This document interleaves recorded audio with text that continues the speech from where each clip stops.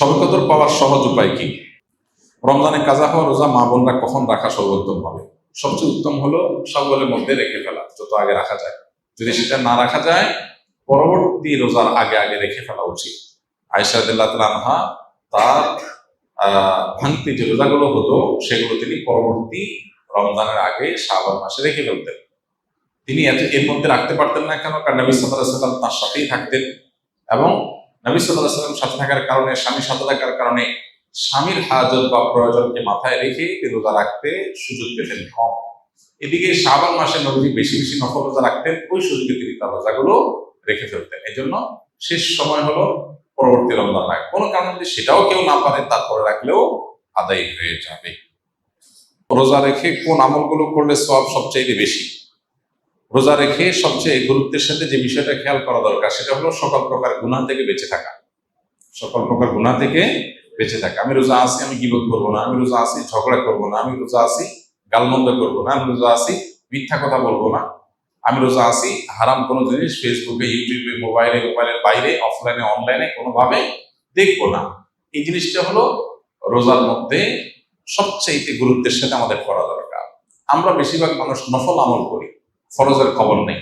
আমরা কোরআন তেলাওয়াত করি, আমরা ওয়াজ শুনি, আমরা জিকির আজকার করি, কিন্তু আমি মোবাইলে হারাম জিনিস দেখি, ভিডিও দেখি, মিউজিক শুনি, ইচ্ছায় অনিচ্ছায় আমার জ্ঞাতসারে অজ্ঞাতসারে গুনাহ করি। তাহলে আমার রোজার পুরো ফজিলতটা নষ্ট হয়ে যায়।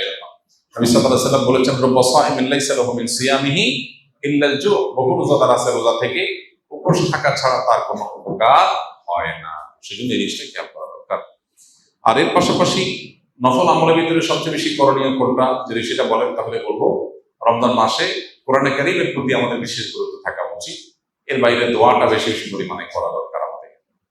রমজানে কোনো ব্যক্তি হঠাৎ এমন অসুস্থ হয়ে গেল যে সাহারি খেয়ে রোজা রাখতে পারবে না, সেক্ষেত্রে ওই ব্যক্তির রোজার কাফারা কি হবে?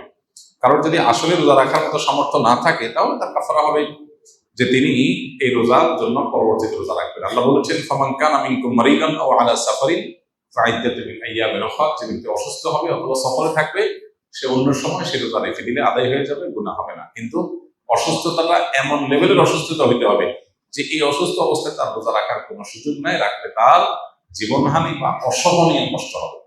হালকা একটু জ্বর হলো, একটু সর্দি হলো, একটু পেট খারাপ হলো, আর এমনি রোজা ভেঙে ফেললাম, ঠুনকো অজুহাতে রোজা ভাঙা যাবে না। শবে কদর পাওয়ার সহজ উপায় কি? শবে কদরের রাত যেহেতু একেবারেই চূড়ান্তভাবে ফিক্সড কোনো রাত নয়, সেজন্য শবে কদর পাওয়ার উপায় হলো রমজানের শেষ দশকের প্রত্যেকটা রাতে ইবাদত করা। প্রত্যেকটা রাতে ইবাদত করার যদি সুযোগ না হয়, তাহলে কমপক্ষে বেজোড় রাতগুলোতে ইবাদত করা। নবী সাল্লাল্লাহু আলাইহি ওয়াসাল্লাম বলেছেন, তাহাররাউ লাইলাতুল কদরি ফিল বিদরি মিনাল আশরিল আওয়াখিরি মিন রমাদান। রমজানের শেষ দশকের বেজোড় রাতগুলোতে তোমরা কদর তালাশ করবে। তার মানে এর মধ্যে যে কোনোটা হতে পারে। আল্লাহ তাআলা বিষয়টাকে উজ্জ্বল রেখেছেন কেন? হাফেজ ইবনে হাজার আসকালানী রাহমাতুল্লাহ আলাইহি বিশ্ববিখ্যাত হাদিস ব্যাখ্যাতা, হাদিস বেত্তা, তিনি সহিহ বুখারীর বিখ্যাত ব্যাখ্যা গ্রন্থ ফাথুল বারীতে লিখেছেন যে আল্লাহ রাব্বুল আলামিন লাইলাতুল কদর নির্দিষ্ট একটা রাতকে ফিক্সড করে না দিয়ে, এই যে শেষ দশক আবার বেজোড় রাতগুলোর মধ্যে সম্ভাবনা বেশি, এটা করেছেন যাতে করে আমরা বেশ কয়েকটা রাত ধরে ইবাদত করতে পারি। এখন মনে হতে পারে এটা তো আমাদের কষ্ট হচ্ছে, আমাদের জন্য বোঝা হলো, ফিক্সড হলো তো আমাদের জন্য সহজ হয়ে যেত। মরার পর যখন আমলনামা হাতে পাবো, তখন মনে হবে ইস, এই লাইলাতুল কদর আল্লাহ শেষ 10 রাতের মধ্যে রেখেছেন। পুরো রমজান রাখতেন তাহলে 30 রাত ধরে ইবাদত করতে পারতাম। কারণ তখন লাভটা চোখে আসবে এবং দেখা পড়বে। এই জন্য লাইলাতুল কদরের জন্য শেষ সাথে বেশি বেশি ইবাদত করতে হবে। এটা হলো লাইলাতুল কদর পাওয়ার সহজ উপায়। আরেকটা সহজ উপায় আছে, সেটা হলো ইতিকাফ, যেটা এতক্ষণ বললাম। আপনি মসজিদে যদি ইতিকাফ করেন, তাহলে লাইলাতুল কদর পাওয়াটা এমনিতেই সহজ হয়ে যাবে। এমনকি ইতিকাফকারী ব্যক্তি, যদিও শেষ দশকে নবী সাল্লাল্লাহু আলাইহি ওয়াসাল্লাম রাত জেগে থাকতেন, যদি কোনো কারণে তিনি ঘুমাতে হয়েছে, ঘুমিয়েছিলেন, তারপরে ইতিকাফকারী ব্যক্তি ঘুমাইলেও সেটা ইবাদতের মধ্যে। বাসার ঘুম আর মসজিদে ইতিকাফকারী ঘুমের মধ্যে পার্থক্য আছে। মসজিদে অবস্থানটাই ইটসেলফ একটা ইবাদত।